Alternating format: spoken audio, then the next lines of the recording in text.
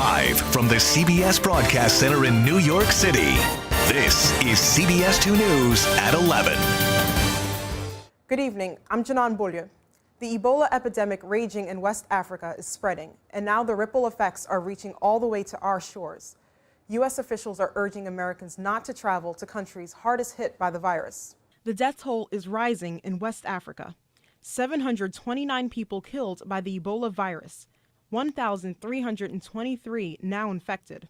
Federal health officials are telling people to avoid all non-essential travel to Sierra Leone, Liberia, and Guinea, as those countries deal with the outbreak. Experts worry it will only get worse. This virus, if it is not taken care of, could be a global pandemic. The World Health Organization is launching a $100 million response, which includes sending more medical personnel to the region.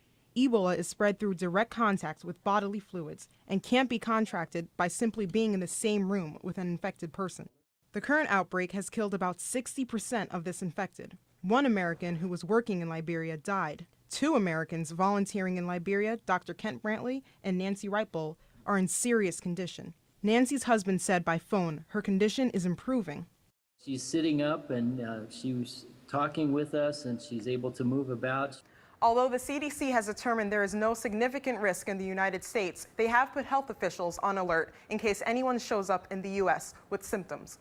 Janan Bolye, CBS 2 News. The CDC plans to send 50 experts to help stop the crisis. It's a done deal for the MTA and Long Island Railroad union negotiators. 3 days before deadline, the MTA and LIRR union leaders made a deal. It's my pleasure to announce today that we have settled a 4-year dispute dealing with the Long Island Railroad labor unions. It's not only good news for the 300,000 daily LIRR commuters, but also good news for the MTA and LIRR union workers. This was about the riders. Governor Andrew Cuomo announced that the Long Island Railroad union officials averted the planned strike Thursday afternoon. It would have been political suicide for the governor if he didn't settle the strike. After Cuomo's intervention on Wednesday, MTA Chairman Tom Prendergast and union leader Anthony Simon signed the contract deal. May not be able to achieve exactly what you want, but in the spirit of getting to a deal that's fair and reasonable, takes care of the needs of the employees, protects the commuters, and MTA's long-term financial stability, that is what's required. Passengers are relieved. I hope they got what they wanted and we get what I want. The agreement includes 17% raises over 6.5 years, LIRR worker contributions toward healthcare costs, and pension and wage adjustments for new employees. 8 Long Island Railroad unions must approve and ratify the deal before the MTA makes it official. From Penn Station, Janan Bolye, CBS 2 News. Governor Cuomo calls the deal a compromise by both parties. Suffolk County Family Court dismissed a Long Island father's case for spanking his 8-year-old son after he cursed at a friend's home. The court ruled the father's open-handed spanking a reasonable use of force. The father denied the accusations of hitting the boy with a belt, but the state appeals court said there wasn't enough evidence to prove that.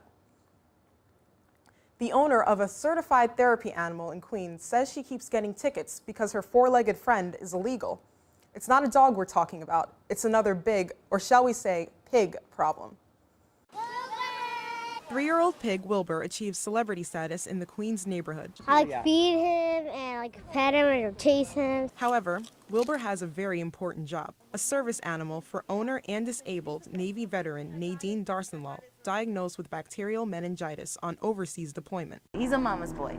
Loves affection. I wake up with him doing piggy kisses on my cheek. Wilbur has a lot of love from his fans, but no love from the Department of Health. Darsenlaw continues getting fines such as this $500 fine, calling Wilbur a wild animal.